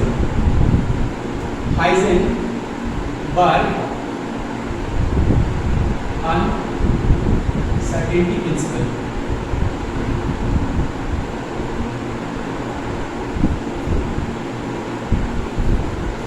अब हाइजेनबर्ग का क्या कहना था, देखिए असल में जो डी ब्रोगली है ना वहीं से हमारा क्वांटम मैकेनिक्स का चीज चालू होता है। जो क्वांटम मैकेनिकल मॉडल है वो डी ब्रोगली से चालू होता है। हाइजेनबर्ग अनसर्टेनिटी प्रिंसिपल क्या बोलता है, हाइजेनबर्ग ने बोला, हाइजेनबर्ग ने बोर को ही गलत साबित कर दिया। तो बोर ने क्या बोल दिया, बोर ने बोला था इलेक्ट्रॉन पहला ऑर्बिट जो होगा न्यूक्लियस इतना दूर में होगा, 0.529 into N square by Z, second order इतना दूर पे होगा। ठीक है, हाइजेनबर्ग ने बोला पूरा ही गलत। हाइजेनबर्ग ने बोला कि किसी भी इलेक्ट्रॉन को या इलेक्ट्रॉन लाइक पार्टिकल को साइमल्टेनियसली उसकी पोजीशन और उसके मोमेंटम के बारे में बोलना एक्यूरेटली, हम लोग उनकी पोजीशन और मोमेंटम के बारे में एक्यूरेटली सही नहीं बोल सकते। हम जो भी कुछ बोलेंगे उसमें थोड़ी गलतियां होंगी। किसी इलेक्ट्रॉन, माने इलेक्ट्रॉन किसी एटम में घूम रहा है, अब किसी एक पॉइंट पे किसी मोमेंट पे कहीं वो बैठा हुआ है, कहीं पर वो है, हमको जानना है उसका पोजीशन के बारे में, तो हम बोल दिए भाई चलो इलेक्ट्रॉन न्यूक्लियस इतना दूर पर खड़ा है और उसका मोमेंटम का वैल्यू इतना है। तो हाइजेनबर्ग ने बोला कभी पॉसिबल ही नहीं, हाइजेनबर्ग ने बोला कभी ये पॉसिबल नहीं कि हम इलेक्ट्रॉन की एग्जैक्ट पोजीशन और उसके मोमेंटम को हाई एक्यूरेसी हम लोग बोल पाए। हम जो भी कुछ बोलेंगे उसमें थोड़ी ना थोड़ी गलतियां जरूर होंगी। इसीलिए वर्ड उन्होंने इस्तेमाल किया अनसर्टेनिटी। अनसर्टेनिटी में उसमें जो गलतियां होंगी, उसमें जो एरर आएगा, तो इनका जो प्रिंसिपल से हमको क्या मिलता है, delta X into delta P greater than equal to H by क्या 4 पाई। डेल्टा एक्स क्या है, uncertainty in position, delta P क्या है, अनसर्टेनिटी इन मोमेंटम। इन्होंने बोला इन दोनों का मानते अपने से एग्जांपल लेते हैं, मान इलेक्ट्रॉन जो है, जैसे एक नंबर लेते हैं कि इलेक्ट्रॉन मान लीजिए न्यूक्लियस से, इलेक्ट्रॉन मान न्यूक्लियस से 10 माइक्रोमीटर पे है, 10 माइक्रोमीटर पे, ठीक है, और मैंने एक हमसे पूछा कि इलेक्ट्रॉन कहाँ पर है, तो मैं उसको बोला 9.6 माइक्रोमीटर, तो मैं 0.4 माइक्रोमीटर गलती बोला, तो उन्होंने ही बोला कि आपका जो गलती होगा पोजीशन का और हमारा जो गलती होगा मोमेंटम, इन दोनों का प्रोडक्ट हमेशा इससे बड़ा होगा। लेकिन मान लीजिए कि बाई चांस ऐसा मान लेते हैं कि आपने पोजीशन को एग्जैक्टली सही बोला, एकदम सही एग्जैक्टली सही बोला, तो आप जितना ही सही बोलेंगे उतना ही आप इसको गलत बोलेंगे, या आप जितना इसको सही बोलेंगे उतना ही आप इसको गलत बोलेंगे। क्यों? क्योंकि इन दोनों का प्रोडक्ट उन्होंने न्यूमरस एक्सपेरिमेंट से, न्यूमरस थ्योरी से प्रूफ करके उन्होंने दिखाया कि वैल्यू हमेशा क्या होगा, h/4 पाई से क्या होगा, ज्यादा होगा। इसको तोड़ देते हैं, डेल्टा एक्स मोमेंटम क्या होगा, मास इनटू वेलोसिटी, तो m into delta v greater than equal to क्या h/4 पाई। तो यहाँ से हमारा और एक फॉर्मूला रियल होता है, या इसी को हम लोग हाइजेनबर्ग के प्रिंसिपल लगा सकते हैं, 4 पाई क्या delta X into delta v is greater than equal to h/4 pi m।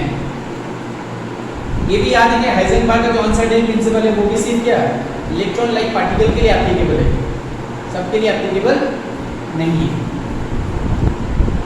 आगे बढ़ते हैं।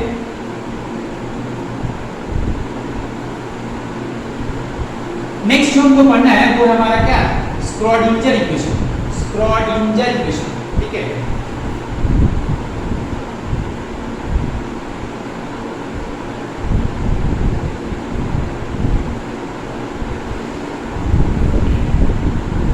या इसको बोल सकते हैं quantum mechanical model, quantum mechanical model. देखिए स्क्वाडिंजर ने क्या किया था, उन्होंने अपना कुछ थ्योरी, अपना कुछ प्रिंसिपल या फंडा लगा के उन्होंने हमको एक फॉर्मूला बना के दे दिया। वो क्या था, del square psi by del X square, del square psi by del Y square, del square psi by del Z square plus 8 pi square by M by X square E minus B psi equal to क्या 0।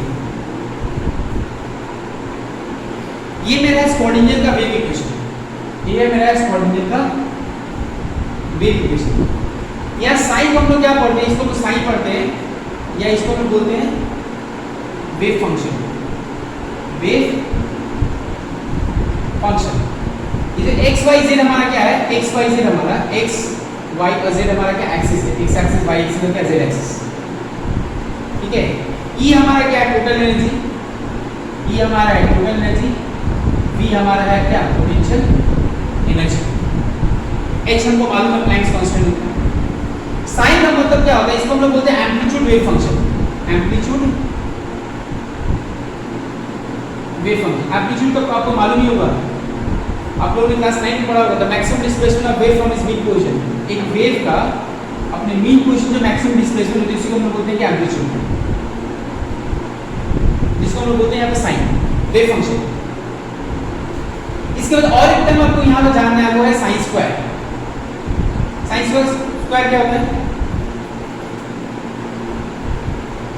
Sine square क्या होता है? देखिए यदि मैं Schrödinger wave equation को किसी atom पे लगाता हूं,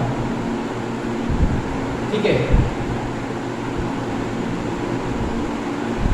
यदि मैं किसी एटम पे स्क्रोडिंगर वेव इक्वेशन लगाता हूं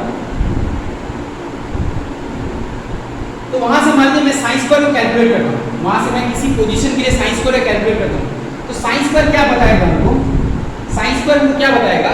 साइन स्क्वायर के वैल्यू से हमको ये मालूम चल सकेगा कि इलेक्ट्रॉन को कहीं मिलने का प्रोबेबिलिटी कितना है। यदि किसी जगह पे साइन स्क्वायर का वैल्यू 95% है, यदि किसी जगह पे साइन स्क्वायर का वैल्यू हमारा 95% है, तो साइन स्क्वायर का वैल्यू 95% होने का मतलब उस पॉइंट पे या उस जगह पे इलेक्ट्रॉन का मिलने का प्रोबेबिलिटी बहुत ही ज्यादा है। तो साइन स्क्वायर के नॉलेज से हमको ये मालूम चलता है कि इलेक्ट्रॉन का मिलने का प्रोबेबिलिटी किसी जगह पे किसी पॉइंट पे कितना ज्यादा है, ठीक है। तो साइन स्क्वायर क्या बोलते हैं? Maximum probability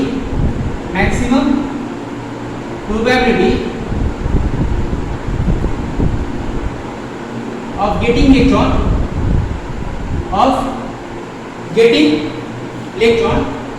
in particular region। तो साइन स्क्वायर के नॉलेज से हमको ये मालूम चलता है किसी एक पॉइंट पे किसी एक जगह पे इलेक्ट्रॉन के मिलने का प्रोबेबिलिटी कितना ज्यादा है। यदि मैं स्क्रोडिंगर वेव इक्वेशन लगा के किसी एटम के लिए मैं साइन स्क्वायर का वैल्यू 95% मिलता है, इसका मतलब वहां पर इलेक्ट्रॉन मिलने का प्रोबेबिलिटी बहुत ज्यादा है, या वो उस जगह पे है जहां इलेक्ट्रॉन अपना मैक्सिमम टाइम क्या करता है? स्पेंड करता है। यदि किसी जगह पे इलेक्ट्रॉन का साइन स्क्वायर का वैल्यू 10% है, इसका मतलब वहां इलेक्ट्रॉन का मिलने का प्रोबेबिलिटी बहुत कम है, इलेक्ट्रॉन वहां पाया ही नहीं जा सकता, ठीक है। तो साइन स्क्वायर के नॉलेज से हमको एक चीज मिलता है जिसको हम बोलते हैं, साइन स्क्वायर के नॉलेज से हमको एक चीज मिलती है जिसको हम बोलते हैं ऑर्बिटल। ऑर्बिटल क्या है? ऑर्बिटल वो जगह है जहां इलेक्ट्रॉन का मिलने का प्रोबेबिलिटी सबसे ज्यादा होता है। तो orbital is a space around the nucleus where the probability of getting the electron is maximum, जहां पर इलेक्ट्रॉन का मिलने का प्रोबेबिलिटी सबसे ज्यादा होता है, ठीक है। अब स्क्रोडिंगर का वेव इक्वेशन हमारे लिए ज्यादा इंपॉर्टेंट क्यों है? स्क्रोडिंगर का वेव इक्वेशन हमारे ज्यादा इंपॉर्टेंट क्यों? देखिए यदि मान लीजिए मैं हाइड्रोजन एटम में स्क्रोडिंगर वेव इक्वेशन लगाता हूं, मैं किसी हाइड्रोजन एटम में स्क्रोडिंगर का वेव इक्वेशन लगाता हूं हाइड्रोजन एटम में, तो यहां से हमको बहुत सारे वेव फंक्शन कैलकुलेट हुआ, साइन 1, साइन 2, ठीक है, साइन 3, बहुत सारे, साइन n, साइन l, ठीक है, साइन m, साइन s, बहुत सारे मिला है। तो बोला है कि ये जितने वेव फंक्शन निकल रहे ना, इनका कोई भी अस्तित्व नहीं है, माने इसका नॉलेज से कुछ मालूम नहीं चलेगा। हमारे लिए वही इंपॉर्टेंट है जिसके मदद से मैं इलेक्ट्रॉन का पोजीशन के बारे में कुछ बोल पाऊँ, इलेक्ट्रॉन कहाँ पर है, कितनी दूर पे है, ठीक है। वो वेव फंक्शन जो हमको इलेक्ट्रॉन के पोजीशन या इलेक्ट्रॉन के एड्रेस को जानने में मदद करते हैं, वो वेव फंक्शन जो हमारे इलेक्ट्रॉन का पोजीशन या उसका एड्रेस को जानने में मदद करते, वही हमारे मायने रखते हैं, बाकी सब हमारे कोई मायने नहीं रखते। तो वो कौन से हमारे होते हैं? वो हमारे 4 ऐसे वेव फंक्शन होते हैं जो हमको इलेक्ट्रॉन के पोजीशन या उसके बारे में हमको कुछ इंफॉर्मेशन देते हैं। वो क्या होते हैं? Psi n, psi l, psi n और क्या? साइन s,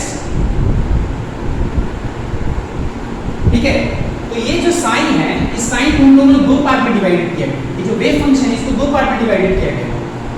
साइन यहाँ है r और एक है हमारा थीटा और क्या फाई, ठीक है।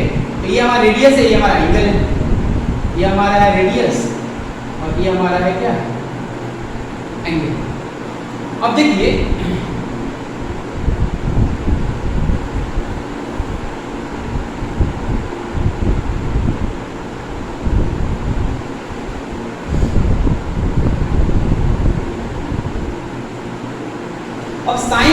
साइन की मदद से दो चीज़ों को मालूम चलेगा कि इलेक्ट्रॉन का न्यूक्लियस से कितना डिस्टेंस है, उसको हम लोग बोलते हैं क्या, रेडियल वेव फंक्शन।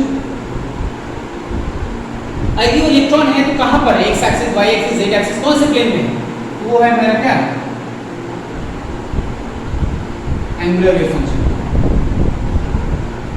तो इसमें हमको मदद कौन कौन कर रहा है, इसमें हमको मदद कौन कौन कर रहा है इलेक्ट्रॉन को कुछ को जाने में, वो हमारे होगा n, वो हमारे होगा l, वो हमारे होगा m। जहां n को हम लोग बोलते हैं क्या, प्रिंसिपल क्वांटम नंबर,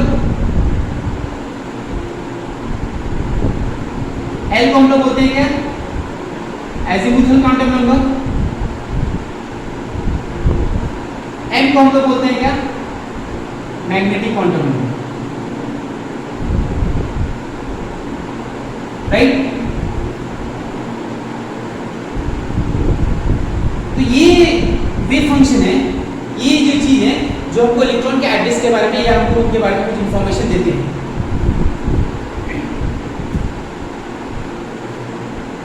कौन कौन, n, l और क्या, m। तो चलते हैं,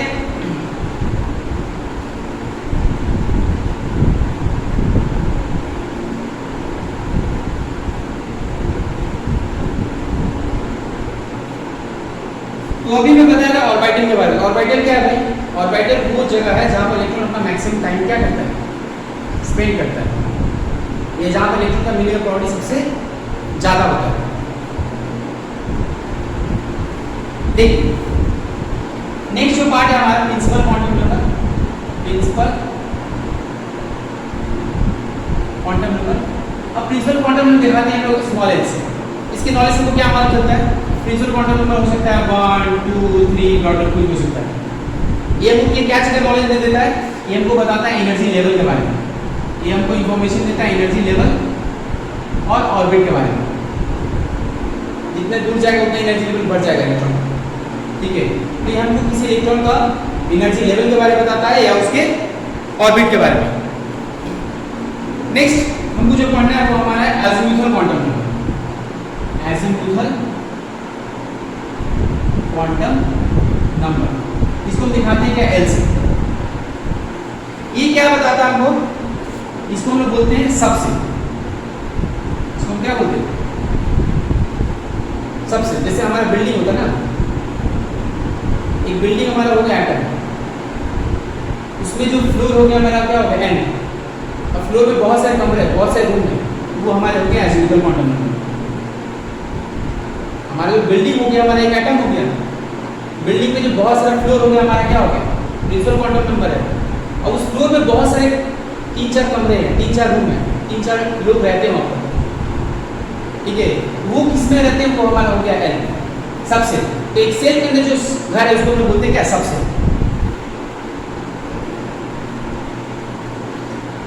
तो इसके वजह से वो क्या मिलता है, डेटामाइन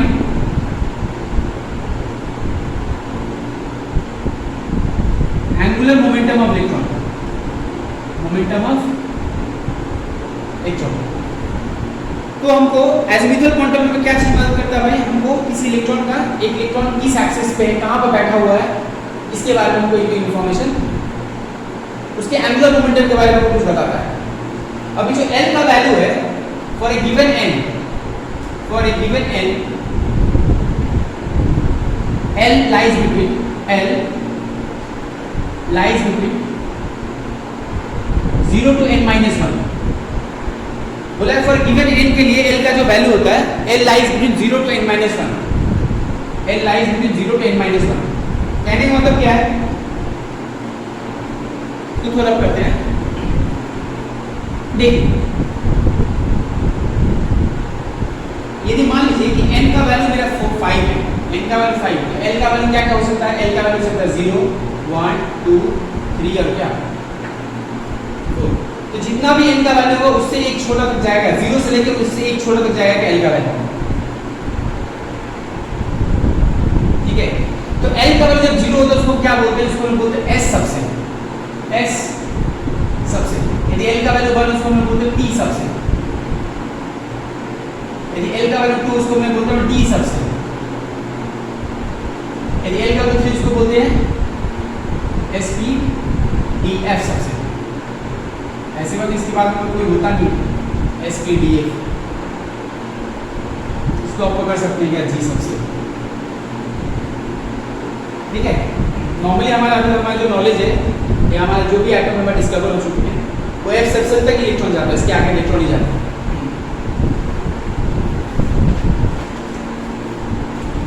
राइट, तो यदि n का वैल्यू 5 है तो बोलिए यदि n का वैल्यू 2 है तो l का वैल्यू क्या हो सकता है? यदि n का वैल्यू 2 है तो l का वैल्यू हो सकता है 0 और क्या 1। तो ये हमारा हो गया क्या s सबसेल वाले हो गए और ये हमारा हो गया क्या p सबसेल वाले हो गए। ठीक है, कभी-कभी हमें जॉइंट पीरियड में बहुत सा क्वेश्चन पूछा जाता है ऑर्बिटल एंगुलर मोमेंटम के बारे में। ऑर्बिटल एंगुलर मोमेंटम के बारे में इसका बस फॉर्मूला क्या होता है? Root under L into L plus 1 रूट अंडर into L into L plus 1 into h by 2 pi into h by 2 pi। मान लीजिए कभी कभी आपको बोल दिया कि 3p के लिए ऑर्बिटल एंगुलर मोमेंटम बताइए 3p के लिए, तो आपको मालूम है p के लिए L का वैल्यू कितना होता है 1, वैल्यू 1 पुट कर दीजिए तो 1 plus 1 2 into h by क्या होगा 2 pi। आप थोड़ा सा काट सकते हैं तो h by क्या होगा रूट 2 pi। ठीक है, तो मैंने क्या किया p के लिए का वैल्यू कितना होता है 1 ना, तो मैंने इसका वैल्यू आपको कर दिया।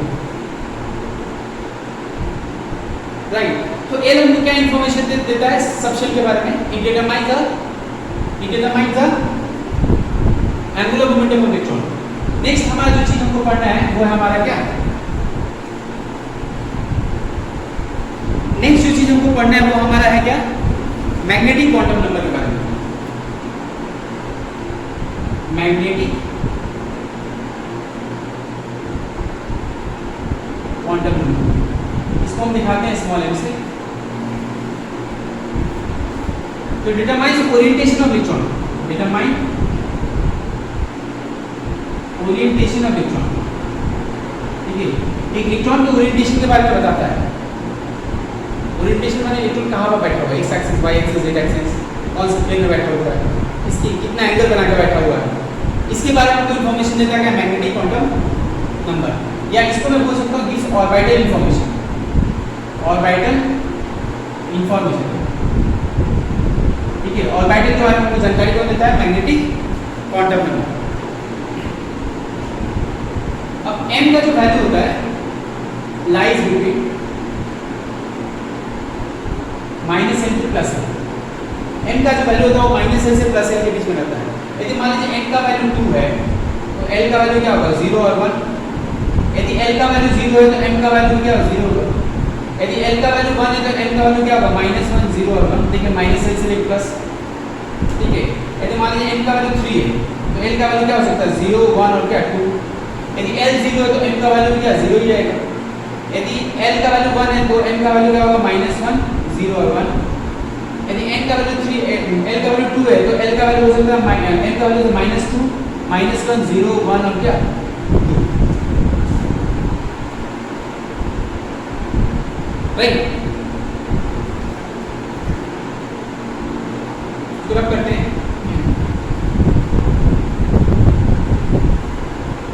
देखिए यदि मानते हैं n का वैल्यू हमारा 4 है, l का वैल्यू क्या है हमारा बताइए, l का वैल्यू होगा 0 1 2 और क्या 3। n का वैल्यू क्या हो सकता है यहाँ से 0 के लिए 0। ठीक है, इसके लिए क्या हो सकता है -1 0 और क्या 1 -1 0 और। तो ये जो 1 किसके लिए आता है p के लिए सबसेल के लिए, ये किसके लिए आता है s के लिए, ये किसके लिए आता है d सबसेल के लिए, और ये किसके लिए आता है f सबसेल के लिए। ठीक है, तो n में देखिए l का वैल्यू 0 तो l का वैल्यू 0 है, तो इसमें एक ही ऑर्बिटल है, इसमें एक ही ऑर्बिटल है।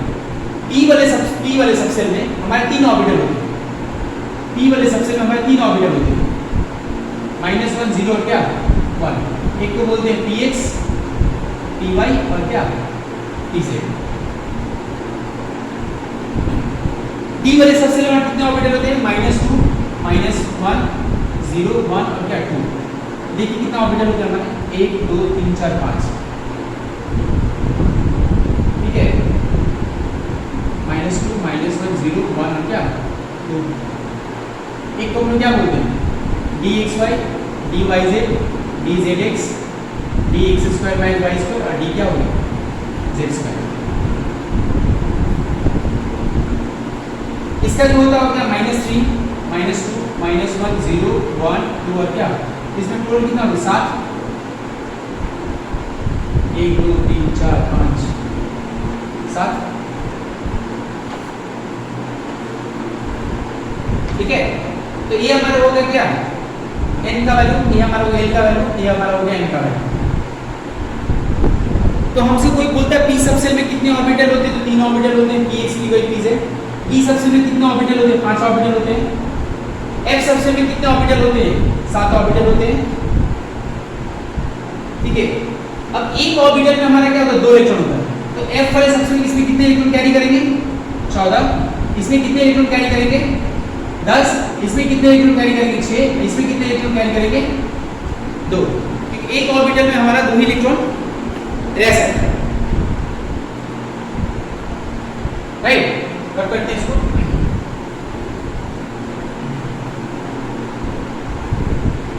देखिए तो p वाले हम बोले क्या, l का वैल्यू 1 है, इसको बोलता हूं p सबसे, s का l का वैल्यू 0, इसको बोलते हैं कि s सबसे, s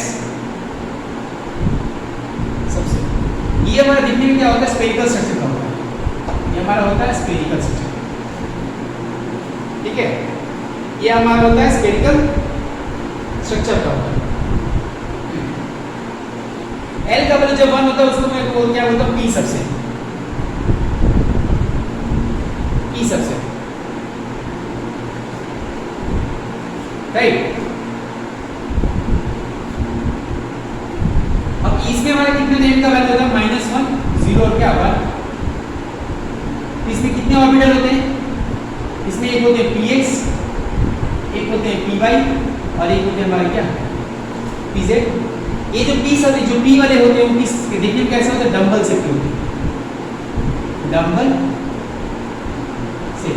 तो p के हमारे 3 ऑर्बिटल होते हैं, एक को हम बोलते हैं px, एक को हम लोग बोलते हैं py, एक को हम बोलते हैं pz।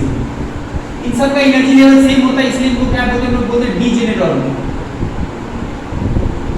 इनको हम लोग बोलते हैं डीजेनरेट ऑर्बिटल। तो डीजेनरेट ऑर्बिटल उन्हीं को बोला जाता है जिनका एनर्जी लेवल क्या होता है सेम होता है। इनका जो शेप होता है वो डंबल शेप का होता है, इनका जो शेप होता है वो हमारा डंबल शेप का होता है। l का वैल्यू जब 2 है तो उसको मैं क्या बोलता हूँ, इसको हम बोलते हैं d सबसेल। इसमें टोटल कितना होता है बताइए, -2, -1, 0, 1 और क्या टोटल 5 ऑर्बिटल होते हैं। एक को क्या बोलते हैं dxy, एक को बोलते हैं dyz, एक को बोलते हैं क्या zx, एक को बोलते हैं x square minus y square, एक को बोलते हैं हम लोग क्या z स्क्वायर। ये जो होता है d जो और d वाले जो होते हैं उसका उनका जो स्ट्रक्चर होता है उसको बोलते हैं डबल शेप होते हैं,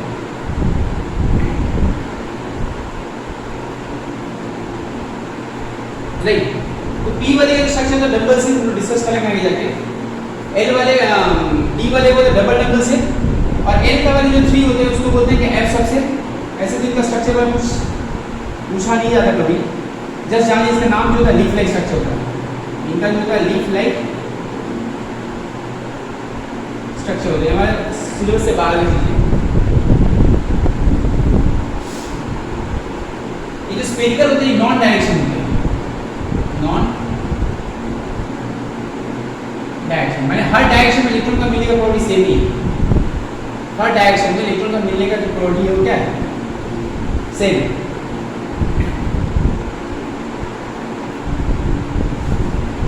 यहां से एक फॉर्मूला देख लेते हैं कि जो अभी हम बताया अभी आपको, देखिए टोटल ऑर्बिटल, तो टोटल ऑर्बिटल का फॉर्मूला होता है 2l+1। जैसे हम बोले p ऑर्बिटल के लिए, p ऑर्बिटल के l का वैल्यू कितना होगा, इसके कितने ऑर्बिटल होते हैं 2 × 1 + 1 कितने होंगे 3, मैं बताया ना 3 होते हैं। एक को बोलते हैं px py pz, यदि l के वैल्यू 2 है तो कितने ऑर्बिटल होंगे 2 × 2 + 1 कितने होंगे 5 ऑर्बिटल होंगे। ठीक है, यदि के वैल्यू 0 तो कितना ऑर्बिटल होने वाली है, एक ही ऑर्बिटल होंगे, 2 × 0 + 1 1। तो s वाले के एक ही ऑर्बिटल होते हैं, ये d वाले का 5 ऑर्बिटल होता है हमारा, और ये हमारा कौन सा p वाला, p सबसे बड़ा है। ठीक है, तो ये फॉर्मूला होगा टोटल ऑर्बिटल। अब total electron in an orbital, total number of electron, देखिए एक ऑर्बिटल में 2 इलेक्ट्रॉन, तो जितना भी ऑर्बिटल उसका डबल इलेक्ट्रॉन होंगे, तो total electron in an orbital, total electron in an orbital वो क्या होगा, जस्ट 2 से मल्टीप्लाई कर दिए, 2 × 12 + 1। जैसे मान लेते हैं p के लिए बता रहे हैं, तो p के लिए लिखा हुआ कितना होगा, 1, उसमें कितना इलेक्ट्रॉन होता है, 2 × 1 + 1, तो हो गया 3, 3 कितना हो गया 6, पता है ना, p का देखिए 3 घर होता है, इसमें कितने इलेक्ट्रॉन होता है 6। वैसे d का निकालिए, 2 × 4, 2 + 1 कितना हो गया 10, इसमें कितने होंगे 5 घर में 10 इलेक्ट्रॉन। ये हमारा होगा किसके बारे में, टोटल नंबर ऑफ इलेक्ट्रॉन का। नेक्स्ट हमको जो पढ़ना है वो spin quantum, spin quantum. Spin quantum में क्या बोलता है कि एक इलेक्ट्रॉन में हमारे क्या दो ऑर्बिटल, एक ऑर्बिटल में हमारे 2 इलेक्ट्रॉन होते हैं, एक इलेक्ट्रॉन हमें एक ऑर्बिटल में हमारे 2 इलेक्ट्रॉन होते हैं, ये दोनों इलेक्ट्रॉन क्या ऑपोजिट स्पिन में घूमते हैं, माने एक इलेक्ट्रॉन यदि क्लॉकवाइज घूमेगा तो दूसरा इलेक्ट्रॉन क्या घूमेगा एंटी क्लॉकवाइज, एक इलेक्ट्रॉन यदि क्लॉकवाइज घूमता है तो दूसरा इलेक्ट्रॉन एंटी क्लॉकवाइज घूमेगा। ऐसा क्यों हम लोग ऐसा नहीं मान लेते या तो दोनों इलेक्ट्रॉन क्लॉकवाइज घूमे या दोनों इलेक्ट्रॉन एंटी क्लॉकवाइज घूमे। देखिए इन दोनों कंडीशन में क्या होता है, मेरा रिपल्शन बहुत ज्यादा होगा, जो हमारे सिस्टम को बहुत डिस्टेबलाइज कर देगा। यदि दो इलेक्ट्रॉन यदि एक ही या तो क्लॉकवाइज घूमते हैं या तो एंटी क्लॉकवाइज, इससे क्या होगा इलेक्ट्रॉन हर एक जगह पे उनके मोशन में वो हर एक पॉइंट पे बीट करेंगे, क्योंकि एक इलेक्ट्रॉन दो इलेक्ट्रॉन तो एक ही चार्ज होते हैं, दोनों इलेक्ट्रॉन चार्ज और नेगेटिव चार्ज होते हैं, और एक ही चार्ज के स्पीसीज जब एक साथ चलते रहे तो उनमें क्या होगा बहुत स्ट्रांग रिपल्शन होता है। लेकिन ये दोनों इलेक्ट्रॉन उल्टा जाते हैं, एक क्लॉकवाइज जाता है दूसरा एंटी क्लॉकवाइज जाता है, तो पूरे कंप्लीट सर्कल में साइकिल में वो लोग सिर्फ एक बार ही मिलने वाले हैं, बाकी सब लोग मिलने वाले नहीं हैं।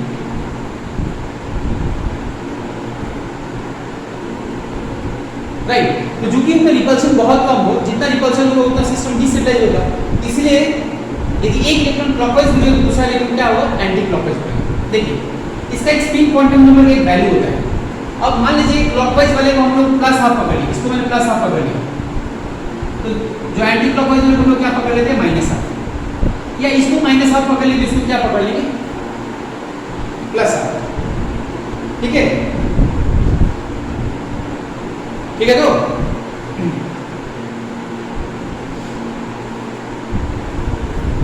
एक फॉर्मूला होता है स्पिन एंगुलर मोमेंटम का, स्पिन मतलब जॉइंट इंटर से बहुत क्वेश्चन पूछा था, स्पिन एंगुलर मोमेंटम वो क्या है हमारा √s s+1 s × s+1 × h/2 × h/, normally s का वैल्यू कितना हम लोग लेते हैं हाफ। तो आपको पूछा था स्पिन क्वांटम नंबर का एंगुलर मोमेंटम का वैल्यू कितना, स्पिन एंगुलर मोमेंटम का वैल्यू कितना होता है, s का वैल्यू हाफ रख के हम पुट कर दीजिए, देख लीजिए कितना आता है। राइट, चलिए आगे चलिए।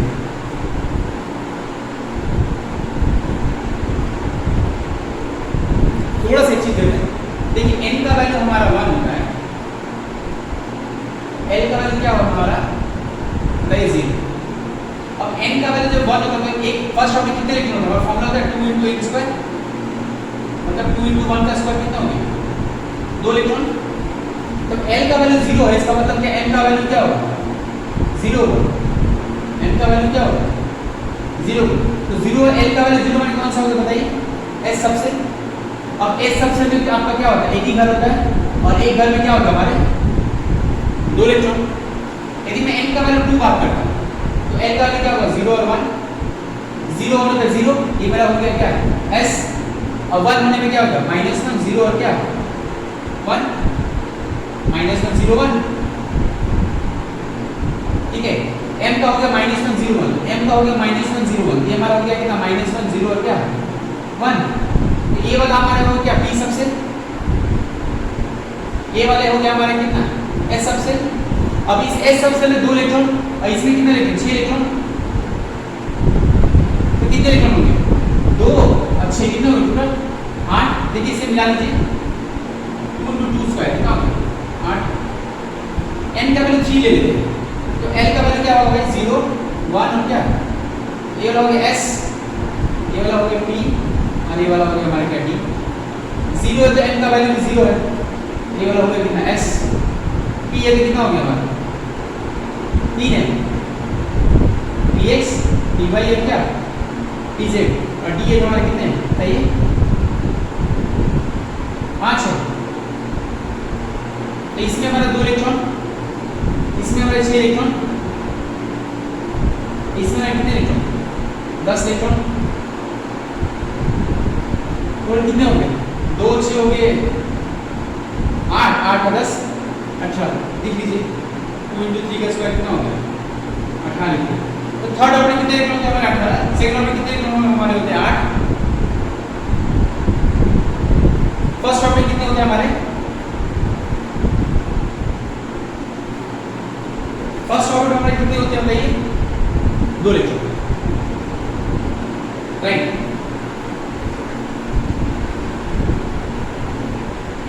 देखिए यदि मान लीजिए n का वैल्यू 1 है l का वैल्यू क्या है 0, इसको हम क्या बोलते हैं 1s।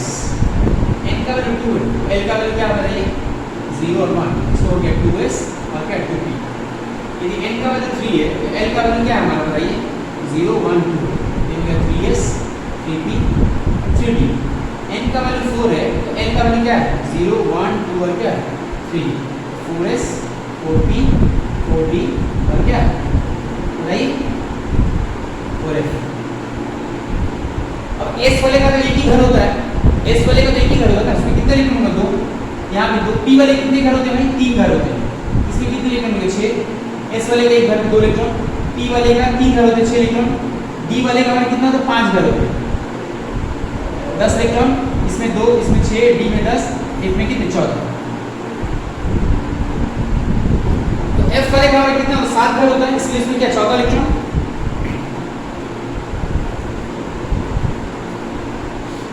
चलिए आगे चलते हैं।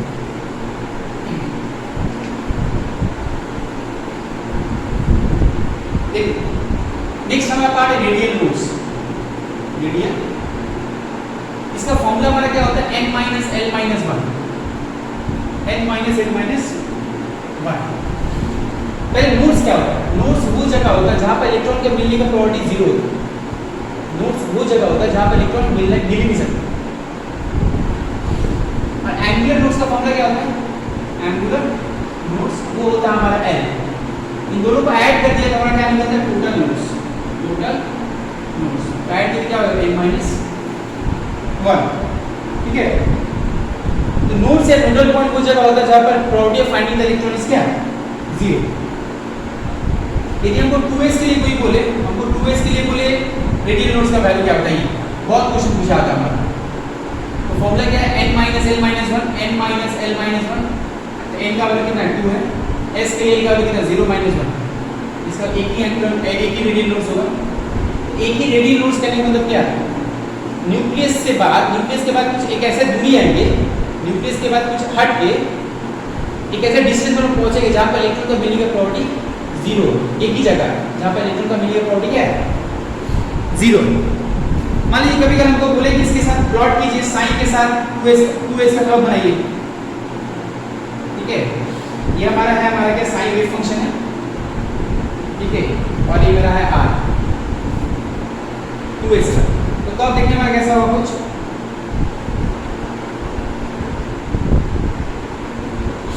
कर्व हवा देखने में कैसा होगा कुछ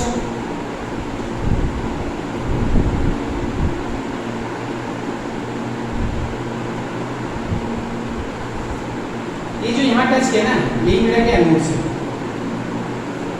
ये मेरा क्या है नोड्स है।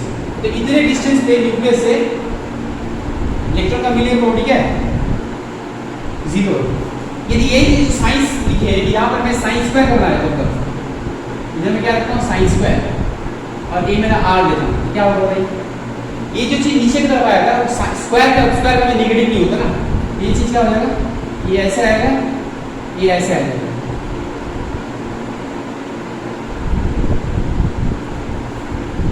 ठीक है, तो ये हमारा क्या नोट्स है।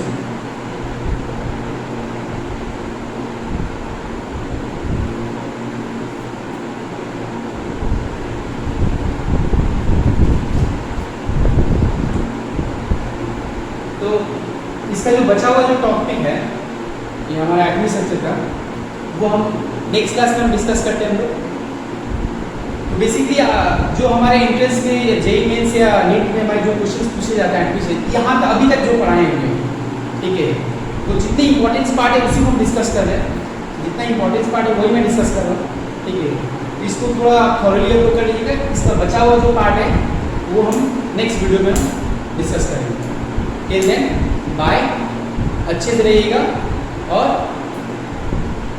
अपने आने वाले एग्जाम के लिए बिल्कुल मेहनत कीजिए और अपने मम्मी या पापा का ख्याल रखिए। चलिए बाय।